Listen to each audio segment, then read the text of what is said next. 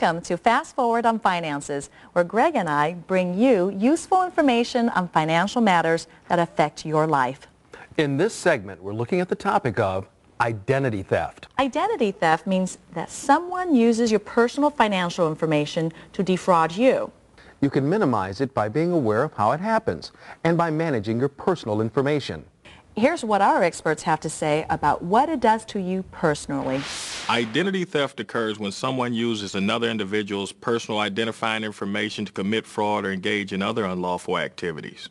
Identity thieves are experts at piecemealing information together. They can take one or two pieces of personal information and create a personal dossier on an individual. Identity theft is just prevalent everywhere. It's prevalent on websites. It's prevalent in everything that we do, even when we give somebody our credit card in a retail situation, for example. So you have to watch it. You have to be careful who you give it to. You have to be careful every day about what gets charged on your credit card statement. Examine it and make sure that somebody else isn't using your number. Identity theft can be emotionally as well as financially devastating. But the psychological impact of identity theft is tremendous, is devastating. And you feel, how dare this person take away from me? I work so hard to achieve what I achieve, or to have whatever is little or a lot. The anger and the frustration and feeling helplessness about your situation. A lot of time takes a long time, and you have to, in many situations, pay the debts of that person creates. So you feel violated. We can begin by protecting all personal information that identifies us. We must be very careful about giving out information over the phone. True, Greg, but the experts tell us that thieves get information in lots of different ways. Almost any financial information can be used. Identity thieves may ask for a variety of things. Here's an example. One of the big problems is people carry too much personal information. People walk around with Social Security cards and multiple credit cards in their personal wallet, and this is one of the big reasons identity theft is as commonplace as it is. Identity thieves use all sorts of information, name, Social Security number, address, but the most important piece of information is the Social Security number. This is the key to the kingdom.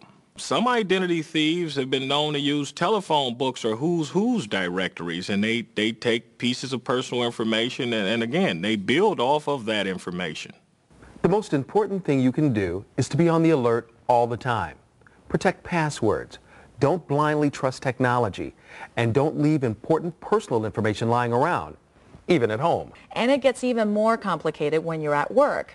You may be protecting your personal information, but how can you be sure the people you work with are? What if you are victimized by identity thieves? What should you do if you think you've been targeted by a financial con artist? If someone steals your identity, you should take 3 steps immediately. First, contact one of the 3 major credit bureaus and inform them that you've become the victim of identity theft. Second, you should contact your creditors directly and ask to speak to someone in the security department, and close any accounts that have been opened fraudulently or tampered with. And when you open the new account, you want to use a password as opposed to a mother's maiden name or last 4 Social Security numbers. And lastly, you need to contact law enforcement and get a police report.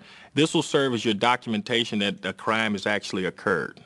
To clear your name and your credit, it can take anywhere from 20 hours to 600 plus hours. Now this is important, a not-to-miss piece of information.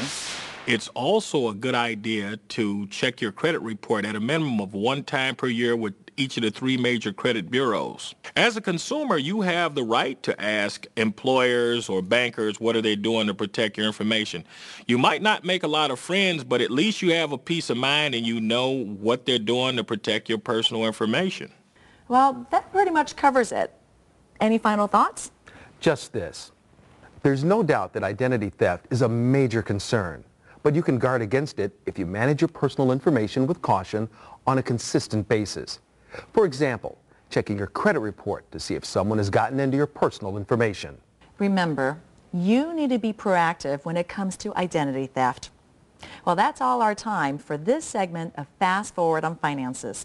We'll see you next time.